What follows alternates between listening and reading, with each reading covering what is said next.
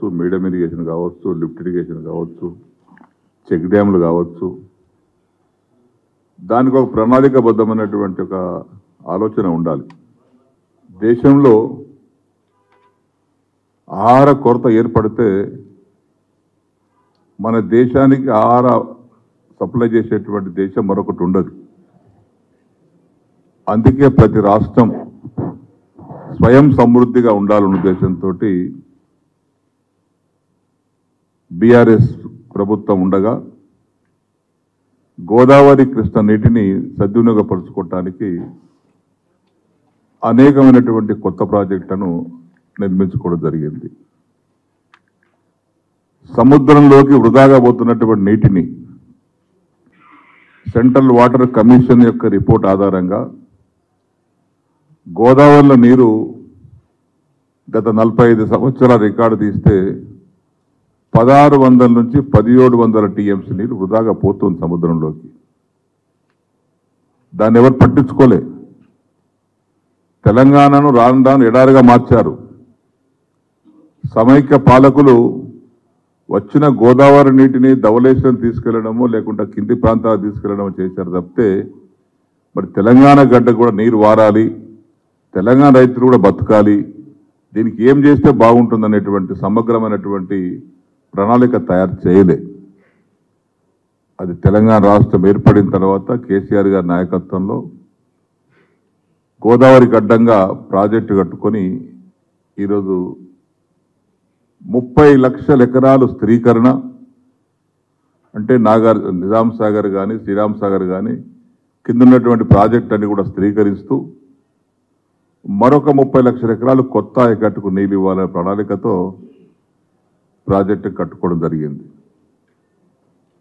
సరే, గత తెలంగాణ ప్రభుత్వం వచ్చిన తర్వాత ఈ గత 10 సంవత్సరాలుగా కరువు లేదు. ధాన్యం పుష్కలంగా యాసంగి పంట కానీ వానకాలం పంట కానీ పుష్కలంగా పండింది. నేను అగ్రికల్చర్ మినిస్టర్ ఉన్నప్పుడు 37 లక్షల వరి ధాన్యం ఉండే ఉత్పత్తి, వేరే ధాన్యం కాదు. ఒక వరి ధాన్యం 37 లక్షల మెట్రిక్ టన్నులు ఉంటే ఈరోజు ఆ ధాన్యము 2 లక్షల టన్నులకు 2 కోట్ల టన్నులకు పైకి వెళ్ళిపోయింది. అన్ని ఆహార ధాన్యాలు కలుపుకుంటే మక్కలు, జొన్నలు, సోయాబీన్లు ఇవన్నీ కలుపుకుంటే ఈరోజు సుమారుగా 3.5 కోట్ల టన్నుల ధాన్యం ఉత్పత్తి అవుతూ ఉంది. దానికి కారణం నీరు. పంట పండించాలంటే 4 కావాలండి.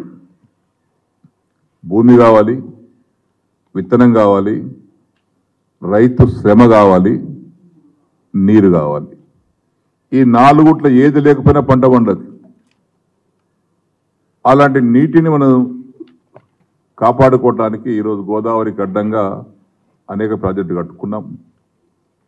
ప్రాజెక్టు రిజర్వాయర్స్ అన్ని కూడా నిల్వ చేసుకున్నాం. నీళ్లను ఒకటి పూర్తి చేసుకున్నాం. ఈరోజు మా నిజాం సాగర్ నీరు కూడా 2వ పంట వండుతుంది అంటే అది కేసీఆర్ గారి పుణ్యమే. లేకుంటే నిజాం సాగర్లో ఎప్పుడు ఎండాకాలం వచ్చిందంటే నిజాం సాగర్ నీటి ఉండేది కాదు, ఎప్పుడు ఎండిపోయేది. అది కొండపోచమ్మ సాగర్ ద్వారా కానీ ఇతర ప్రాంతాల ద్వారా కొండపోచమ్మ సాగర్ నుంచి నిజాం సాగర్ నీళ్ళు తెచ్చుకొని ఈరోజు నిజాం సాగర్ కింద 1,30,000 ఎకరాలు నిజాం సాగర్ కింద 2వ పంట పండిస్తున్నాం. ఆ విధంగా సింగూరు ప్రాజెక్టు కింద సరే వర్షం పడ్డది పుష్కలంగా, అక్కడ 40,000 ఎకరాలు నీళ్ళు ఇస్తున్నాం. ఎక్కడ చుక్క కనబడ్డా, ఎక్కడ నీళ్ళు కనబడ్డా దాన్ని సద్వినియోగపరుచుకుంటేనే పంట పండుతుంది. నేను చెప్పిన ప్రకారంగా 4 అవసరం కాబట్టి ఈ 4 రెడీ ఉన్నాయి. విత్తనం రెడీ ఉంది, రైతు శ్రమ తయారు రెడీ ఉంది, భూమి రెడీ ఉంది. 4వది కావాల్సింది వాటర్, నీరు. నీరుంటే రైతు కష్టపడి కోట్లాది రూపాయల పంట పండిస్తాడు, టన్నుల కొద్ది పంట పండిస్తాడు. కానీ ఈ ప్రభుత్వానికి ఎందుకో మరి వచ్చినప్పటి నుంచి 40 రోజులు అయిపోయింది, ఆరోపణలు చేయడం తప్పితే ఆలోచన చేస్తలేరు. ఆలోచన చేసి సరే మీరు కాళేశ్వరం గురించి మాట్లాడారు, ఎంక్వైరీ చేసుకోండి. దాని గురించి పొద్దున్న దాకా మాట్లాడే అవసరం లేదు. జ్యుడిషియల్ ఎంక్వైరీ అన్నారు, చేసుకోండి, మేము స్వాగతిస్తున్నాం. కానీ ఎక్కడైతే రిజర్వాయర్స్ నీళ్లు ఉన్నాయో వాటిని ఎక్కడ ఏ ప్రాంతానికి ఇవ్వాలో ఆలోచన చేయండి. ఇప్పుడు ఒక్క టీఎంసీ నీరు, నేను అనుభవాన్ని చెప్తున్నా, 47 సంవత్సరాలుగా ఈ ఇరిగేషన్ ప్రాజెక్టుల మీద అనుభవం నాకు ఉంది. ఒక్క టీఎంసీ నీరు సద్వినియోగపరుచుకుంటే 10,000 ఎకరాల పంట పడుతుంది. వరి పంట అయితే, అది ఆరుతడి పంట అయితే 15,000 ఎకరాలు పడుతుంది. ఇవాళ వరి పంటకి అలవాటు పడ్డట్టు రైతాంగాన్ని నీరిస్తే ఈరోజు మల్లన్న సాగర్లో 13.81 టీఎంసీ ఈరోజు ఉంది. అనంత సాగర్లో 1.5 టీఎంసీ ఉంది. రంగనాథ్ సాగర్లో 1.5 టీఎంసీ ఉంది.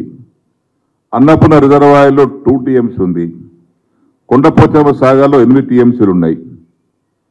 ఇంక ఇది కాకుండా పైనుంచి కూడా కొత్తగా నీరు వస్తూనే ఉన్నాయి, ఇన్ఫ్లోస్ వస్తూ ఉన్నాయి. ఈ 27-30 టీఎంసీల నీటిని మీరు ఈ యాసంగిలో పంటకు ఇస్తే దాదాపు 2.5 నుంచి 3 లక్షల ఎకరాల పంట పడుతుంది. ఈరోజు నీళ్ళు వదిలిపెట్టకుండా, నిర్ణయాలు తీసుకోకుండా పొలాలన్నీ పడవ పెట్టారు.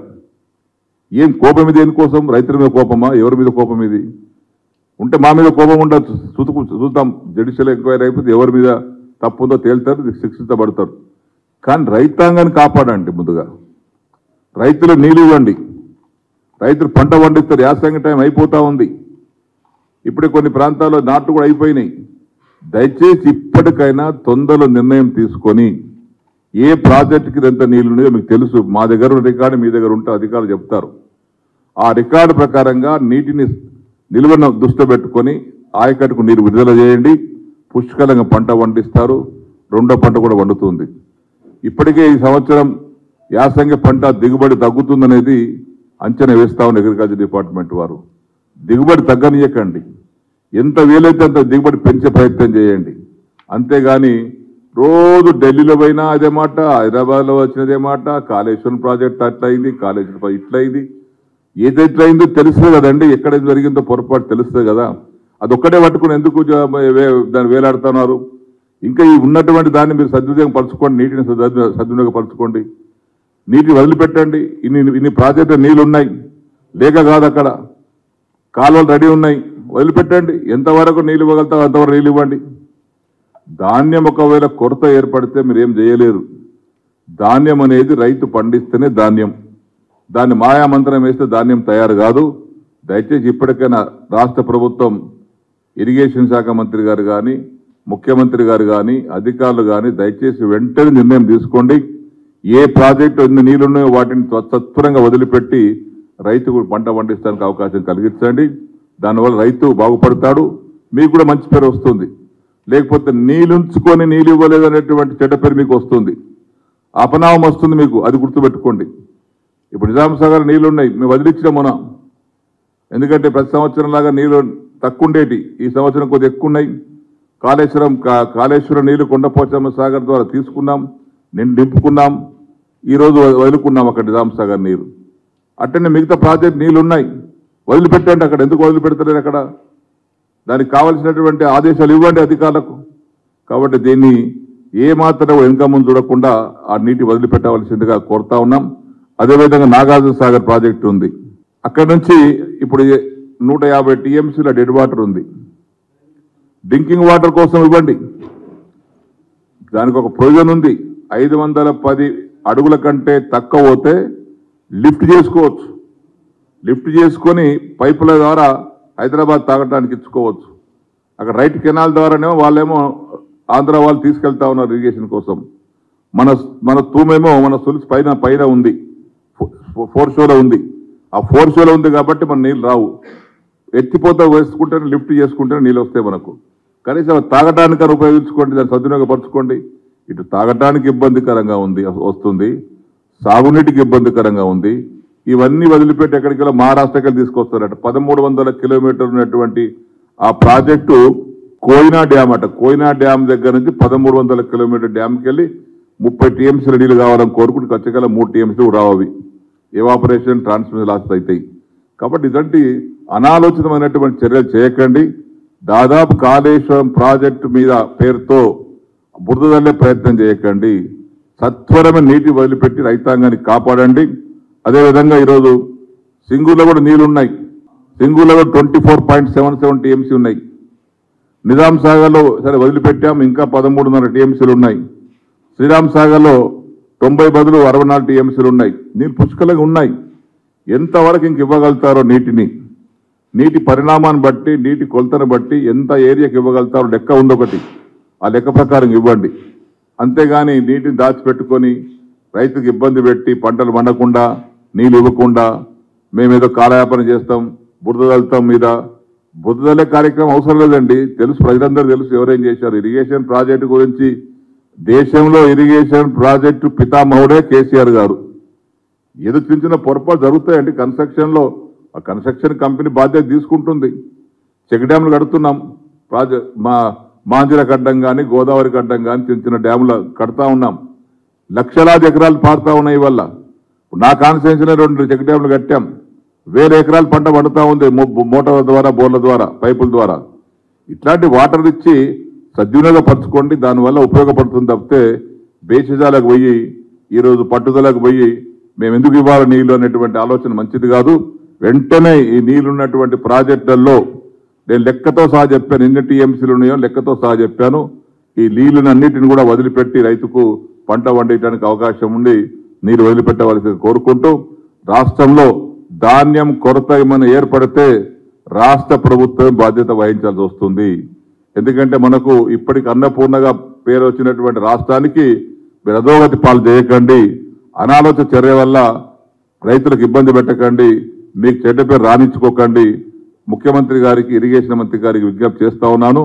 వెంటనే ఈ ప్రాజెక్టుల్లో ఎంత నీళ్ళైతే ఉన్నాయో ఇక్కడ టీఎంసీల లెక్కతో సహా చూపిస్తా ఉన్నాం.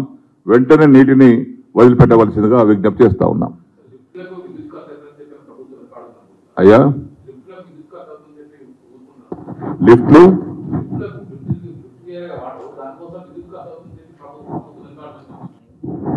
ఆల్రెడీ నీళ్ళు నిల్వ ఉన్నాయి. లిఫ్ట్ చేయాల్సిన అవసరము లేదు. ఇప్పుడు ఈ ప్రాజెక్టులలో లిఫ్ట్ చేయాల్సిన అవసరమే లేదు. ఆల్రెడీ నిల్వ ఉన్నాయి.